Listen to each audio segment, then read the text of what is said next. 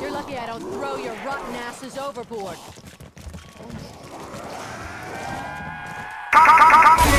This day, this week, this whole damn month better not get any worse.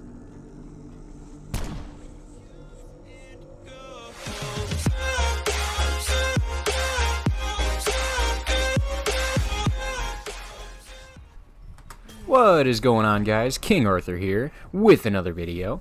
Today we are going to be looking at the perk Winter's Wail, and we are going to be asking the all-telling question, is it good? I think it's a pretty simple question that can be answered with a little bit of looking at the pros and cons of the perk. The perk itself is, it's a great concept. Winter's Wail, when purchased, will allow the player to generate a frost explosion that freezes or slows enemies within the proximity of the explosion when damaged by an enemy's melee attack. The player will be able to store 2 charges. Now, on the outside, it sounds good. It's that last part that is the hidden poison in the soup, in that the charges themselves, you only get 2 of them. So you can only use and benefit from this twice before you have to recharge, and we get hit by zombies a lot because zombies are constantly running at us from all angles, so you're going to run out of charges all the time, first of all. But second of all, I actually timed it.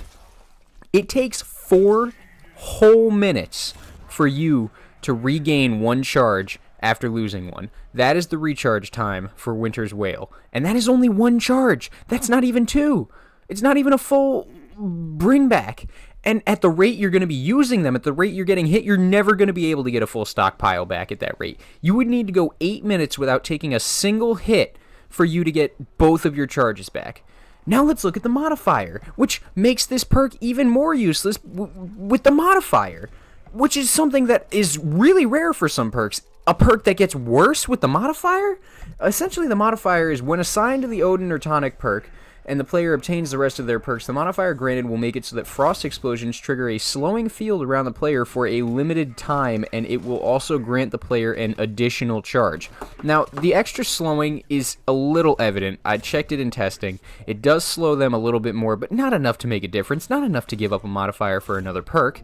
And the third charge, once again, is useless, because at that rate, you're going to need to not get hit for 12 whole minutes to get a full charge back. That is absurd.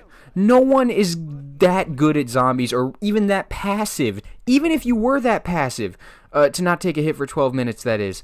Even if you were that passive, you're not using the perk right if you're playing that passively. Because the perk is meant to free zombies around you that you're training so you don't get absolutely ass raped when you get stuck in a corner. And yeah, it's a great idea, but when the charge takes 4 minutes, it just defeats the purpose.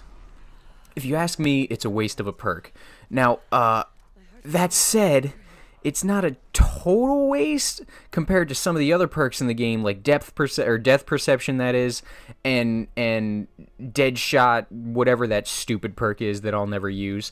As we can see, we've got all the perks listed here. Now, let's compare it to some other perks while we've got this thing here. Now, Winter's Wail itself costs 3,000. Alright, compared to the other 3,000 perks like Bandolier Bandit, Stone Cold, Electric Burst, and Time Slip, it's nowhere near as viable. And it is the most expensive perk you can buy in the game other than Dying Wish with the modifier.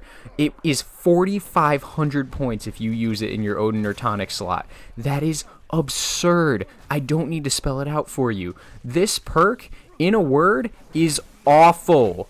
It needs a buff. Treyarch, I'm sure no Treyarch employee will be watching this video, but like it, get the visibility up. This perk could be amazing if they just reworked the way that the charge works, because I'm going to tell you something. Not only do you not get charge back after 4 minutes, if you buy the perk back after downing, you don't get a full stock. You get wherever your charge was left off on when you died with the perk. So if I died with 0 charges and I went to go buy the perk, I would essentially be wasting 3,000 points because I won't get any charges for another 8 minutes, or rather 4, but in this case I won't get the charges that I'm owed for another 8 minutes. Who wants that? I'm running Stamina Up, I'm running Time Slip, I'm running Tortoise, which, that is one thing I will note. If you run this perk with Victorious Tortoise and you are prone to running your shield in front of you with Victorious Tortoise, this perk does have some utility, but is the only combination I've seen that could possibly make this perk even somewhat worthy of a spot in your lineup. Okay, stay away from this perk. Treyarch will buff it, I am positive of it, because at the current state it is in, it is the worst perk in the game. That's why I chose to start this series with this perk.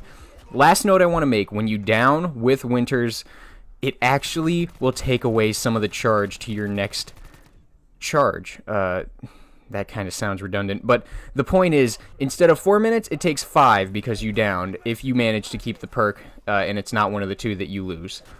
This perk sucks. It is not good. It is very bad. I rate it a solid 4 out of 10 for that. It has great utility, but very poor execution, and that is going to be all for me today, guys. If you like the video, don't forget to like, subscribe, do all that jazz, whatever. Leave a comment. Let me know what perk you want to see next. I'm going to do this for every perk. I just want to make sure that y'all are involved. Alright, that's me signing off. Remember to stay royal. I'll catch you guys next time. Peace out.